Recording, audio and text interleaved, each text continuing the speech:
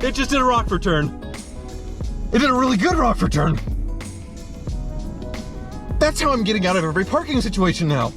But before we get into why I was doing that in my Maybach 62 and why it was so easy to fix the Maybach but still pretty expensive, I've gathered 3 Car Trek veterans behind me here to announce the latest Car Trek is live on Tavares' channel, where we bought 3 wrecked exotics for the price of a Corvette Z06. For me, it was a salvage title 458 that you've seen on the channel quite a bit, a huge mess. So be sure to check that out at the end of this video, and be sure to thank Auto Tempest. Check them out as well because they're sponsoring Car Trek and this video. Auto Tempest is the best way to search for a used car because it combines all the major listing sites into one search. So if you search for a Maybach 62, you get several results, even though it is a very hard car to find. There's even one on there that is a rare convertible version for $2 million. That is the asking price, almost $2 million. But if you're not searching for a Maybach, you just want to price check just about anything, Auto Tempest is the way to go. Because not only does it combine all the major listing sites, it also lets you specialize just like if you were searching on one of those sites for mileage, color, engine, anything you want. So if you're shopping for a hard to find used car like a Ferrari 456, an Aston Martin Vanquish, or a Mercedes SLS, cast a very, very wide net using Auto Tempest, or just use it every day for fun to search for cars because that's what I do, and then end up buying things. But actually, let's head up to the Car Wizard now where I'm picking up the Maybach 62.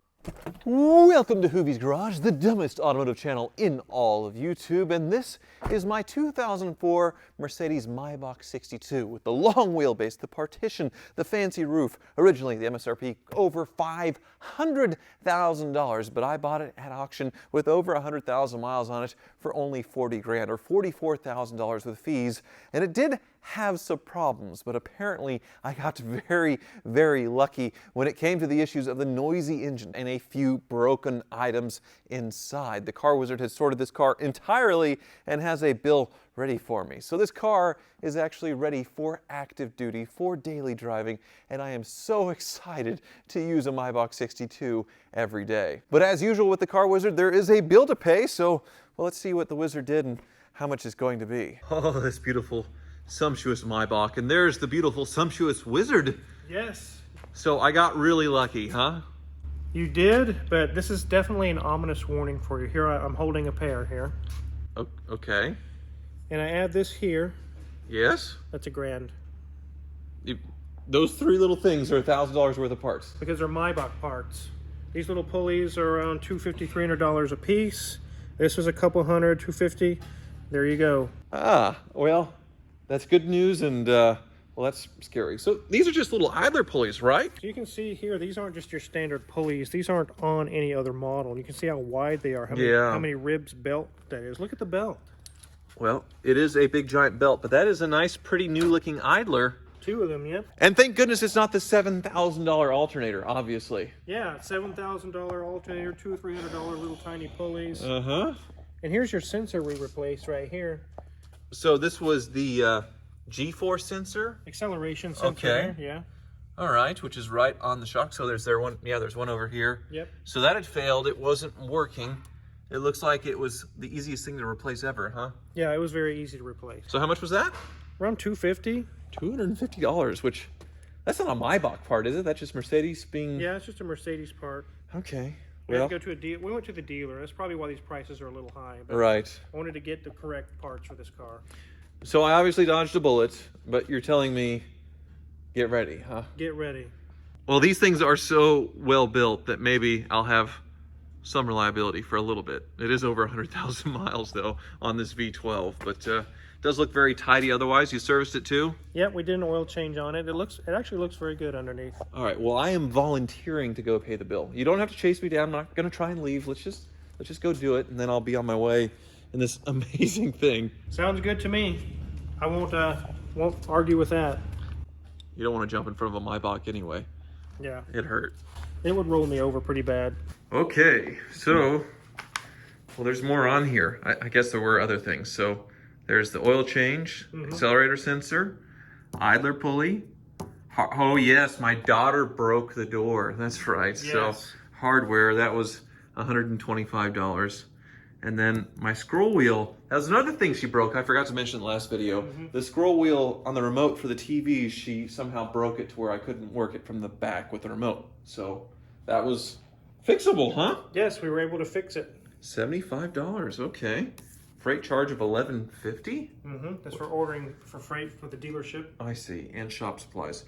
Grand total $1,675. So first little pound of flesh there, but could have been much, much worse. It could have been, especially when your SBC pumps, both of them failed. Well, that's warranty, but yeah, I get what you're saying. Yeah. A little bit of a scary ownership prospect with that car, but I mean, look at it. How many hours did you spend sitting in the back of that thing, taking a nap? 2 or 3. Yep, I figured. There's a few times I needed some paperwork done, so I actually sat in the thing and got the paperwork done in there. Yeah, I would do exactly the same. Well, I have done. I'm going to do it some more. It's amazing in there. Let's get you paid. Well, before I go, I need to see what Michael's doing on the Jag, huh? Yeah, it's coming along nicely. Engine's back in. Yes, the drivetrain is back in. And it is right there. It's so funny with the center console off that the transmission, you just picture it being somewhere else. I don't know why. Yeah, it definitely looks happy to see you. Should I not be doing that? I guess I should have asked before I started playing with things, huh? It's your car. You can do whatever you want to do. So you were in the air when I came in, so I was in the air. drive shaft was going back on? Yep. So I had it up in the air to do the rear drive shaft bolts, the front drive shaft bolts. You can actually look down and see them right there next to you. That's how I get access to those. Oh, cool. All right. Well, I see my triple carburetors are still on your workbench there. Yep. Intake still needs to go on. That's going to be done here in a little bit. Working on doing the exhaust side right now. Nice. Yeah, hopefully there's no more spicy oil leak right there. You could smell it too, which now I know why I could smell it. Yeah, it's literally right there. It's literally right there. Well, are you going to miss it when it's done? I want to drive it first before I can miss it. Because when I would bring you like a Bentley Azure or the old Turbo R, you get angry at me. I do not like those old Bentleys. But this one isn't too bad, huh? No, this is I would much rather work on this than any of your old Bentleys. Oh, okay. Well, I'm not selling the Azure. They've tried to peer pressure me into selling Jean-Claude Van Damme's Azure. You should. No! Come on. It's awesome. You haven't had to do that much mineral oil work on it. It's a little bit newer, you know. It's a little bit more sorted out with that engineering, but I get it. And did you do a lot of the work on the Maybach as well? I did the work on the Maybach as well. You like it? I really like the Maybach. Okay. Yeah, if the parts prices weren't so high. Magic Mike's an official YouTuber now. Oh, that's true. Yes. Fully licensed one. Yes, you've monetized yourself with a video with funeral music saying you're going to die owning the car I gave you, right? I did not say that. I started off by saying it was a very generous gift. But it's scary. It is a little scary because of how long it was parked. Oh, well. I gave it to the right person. Yep. Anybody else, it probably would have been a little bit of a headache. But Maybach's not going anywhere. Azure's not going anywhere. I'm happy for the Maybach staying, but not so much for the Azure.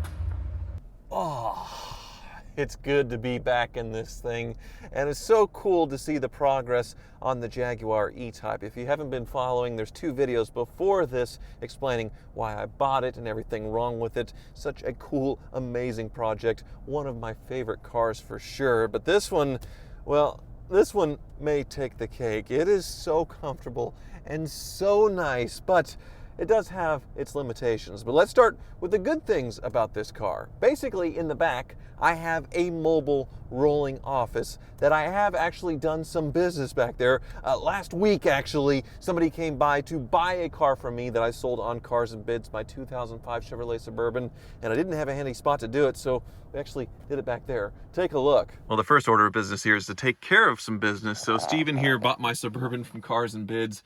My table is kind of full of junk over there, so I decided to just step into the mobile office here.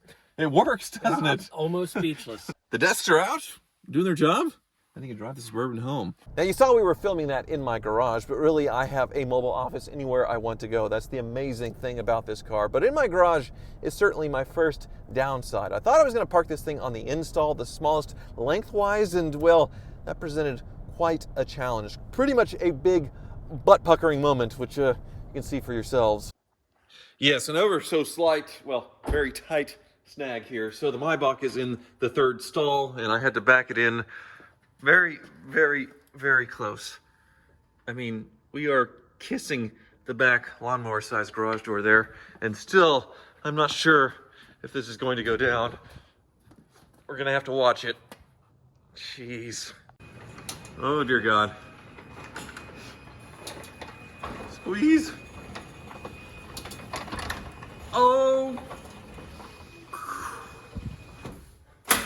All right. Well, I can barely get my hand through there. Maybach life. Yes, the size is certainly a limiting factor of this car. Parking, it's a challenge. Really, really challenging sometimes. This is longer than a Ford Excursion, but the performance, oh my God, as we get on the highway.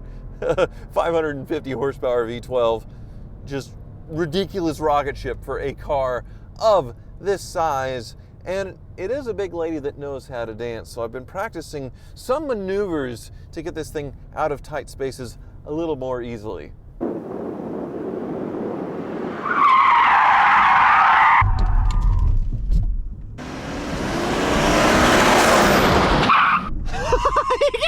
It did it! Holy moly!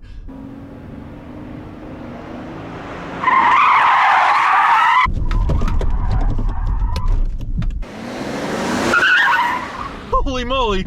It just did a Rockford turn. It did a really good Rockford turn.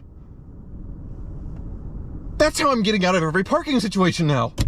So admittedly, this car isn't for everybody, but if you want an old school, classy Mercedes experience for the cost of, well, one air strut on this thing. The maintenance costs are crazy, the cars are very expensive themselves, and it is huge. There is a perfect car that delivers, well, probably 70% of this Maybach experience, and you just have to take a look in Mercedes' Greatest Hits album, just a few years before. And it's actually one of the 3 Mercedes I just bought for a special occasion. Well, one I'm keeping. The other 2 are going to be a part of my Christmas special. More on that later, but let's go see the car.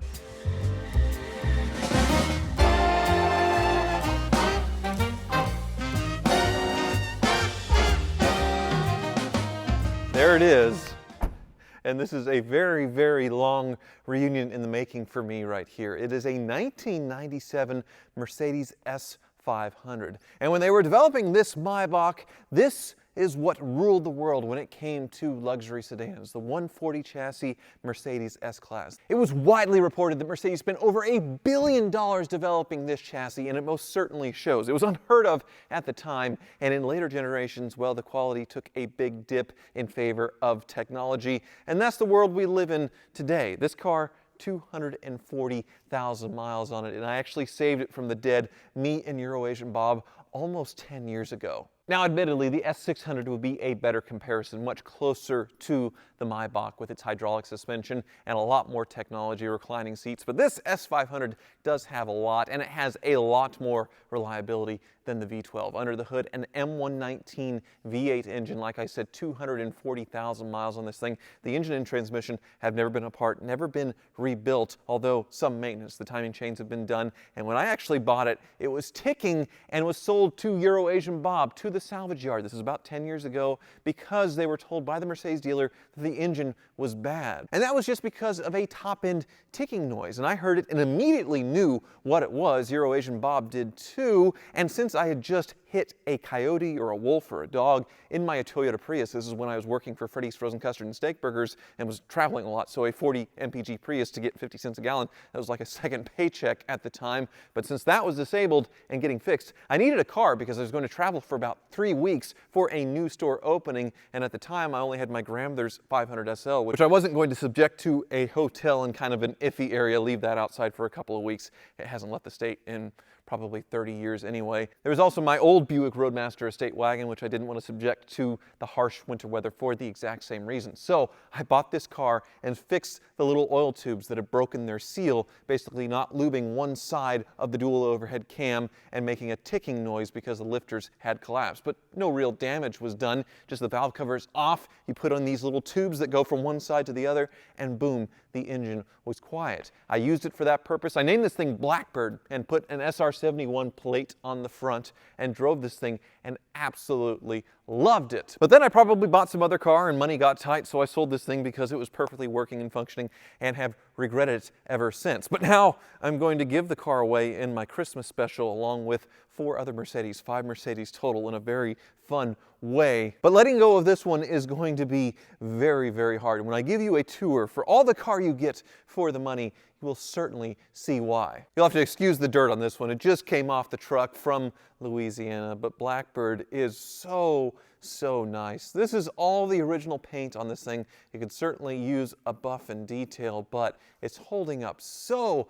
gosh darn well. They did have the paint bonding issues in this year of Mercedes, so if it's exposed to a lot of salt, you start to see bubbling like that. But this one, well, really, that's the only spot. It's not that bad yet. And when you see the inside, well, it is equally nice. Everything is held up so well. Despite 242,000 miles, the approximate distance from the Earth to the Moon, and a little bit beyond. And it's just incredible because this car, well, it wasn't carefully maintained. It was well used and driven, and it still looks like this. But there's a lot of similarities between this and the Maybach, starting with the double paned windows. You can see this isn't bulletproof. It was a rumor back in the day that the glass is bullet resistant, which they did make armored ones, of course, but this is just for extra insulation, which is why the Maybach is so quiet and why this is so quiet. They did away with that in future generations of S-Class. But the biggest thing they did away with was the quality. You look at this door panel and you hear the door when it closes.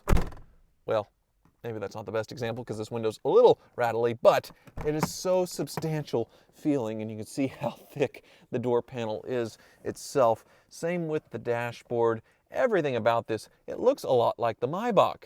The wood center console here and all the electronics have held up so well, and it is very, very simple, obviously. There's no fancy screens to break in this thing. Very simple liquid crystal displays, normal lights, just very, very old school. And then you go in the back and you have absolutely tons of room back here. The seat's optional to recline as well, not on this car, but it does have the window shades in the side and the rear, although they are manual. No partition, unfortunately, but you do have heated seats in the back. No refrigerator, but that's kind of a gimmick. But you sit back here and you have all the room in the world, and you even have a little mirror to check yourself. Really, before the Maybach, this was the car of choice for dictators and dignitaries and celebrities. Of course, Princess Diana was in one of these when she was in her accident where she died. It is just an iconic piece of Mercedes history. You can see the fake bullet hole in here. I bought this along with 2 other cars, one a big one from my past, especially with YouTube, which we'll get to in my next video. And this person lives in the New Orleans area, and he would rent the cars out to film shoots, and I believe this one was used quite a bit as a dignitary car. There's one photo of it having a bunch of extra antennas on it to make it look a little more official. But he's semi-retired now, and he's gotten out of the movie rental business, so he's willing to sell these cars to me, and I'm so happy to have it back, albeit temporarily, but it'll be so much fun to rehome this thing. But in the meantime, I can still drive it around, which is what we're going to do right now. Listen to this, 242,000 miles. Doesn't even miss a beat. And no warning lights on in the slightest, other than reminding me to check my seatbelt, but even that's off. Just astounding, absolutely astounding. It is a touch easier to maneuver as well, and no, I'm not gonna do any Rockford turns, reverse 180s in this, but man, what a car. I do not want to give this thing up, to be honest, but I have a Maybach, so I absolutely don't need this thing. But for the money, these cars are everywhere for under $10,000 with some miles on them. You get high mileage, obviously they're going to be a lot cheaper, but probably some more deferred maintenance to sort out. But with this one, everything works. I mean, everything that I try on this car comes on, comes alive. One button has fallen in. I believe that's for the rear window shade, which I'm going to have to fish back out. That's what this hole is right here. But otherwise, not much to do with this car. Suspension, quiet over bumps. Brakes, nice and solid. And that is one benefit to this. It has traditional brakes, not the brake-by-wire system that Mercedes eliminated because it was too troublesome. Still ABS brakes, but a lot better, a lot more responsive. And there is one cool little James Bond trick here. Up here you have the old cell phone, which I'm not sure if it still powers up. Let's give it a try here. I don't see the button. Maybe it's down here. This is the actual talking portion of it, but how ridiculous is this? The car phone hidden up there. It does look like the liquid crystal display has bled out there, so this thing may be dead, but obviously it wouldn't work anyway with modern cellular networks or whatever it is, 5G. But this car is such an experience, and it feels like an occasion when you're driving it. It feels really, really special, even though they've depreciated it to darn near nothing. And unlike the S-Classes before this, it feels thoroughly modern in the way that you want it to feel when it comes to the driving experience. Of course, the 126 that came before it, like my 300 SD, it does feel like an old classic car, which is neat. But if you're wanting something for a daily driver or a second backup daily driver, this would be the car to get right here. And maintaining it shouldn't be nearly as bad. It does have air ride in the back, but all pretty reliable. The vacuum system that controls all of this can be a little finicky. There's a pump that can be rebuilt under the seats that controls like the door lock, the soft close features, the lumbar, that kind of stuff. But overall, a very serviceable, very easy to own car. And with plenty of these in use and plenty of them in salvage yards, unlike the Maybach, well, sourcing parts and repairing them much easier. So this is actually what I would recommend you to buy. Decent power too. Not 550 horsepower though. Go for a little splash. Whee! Thank you for watching.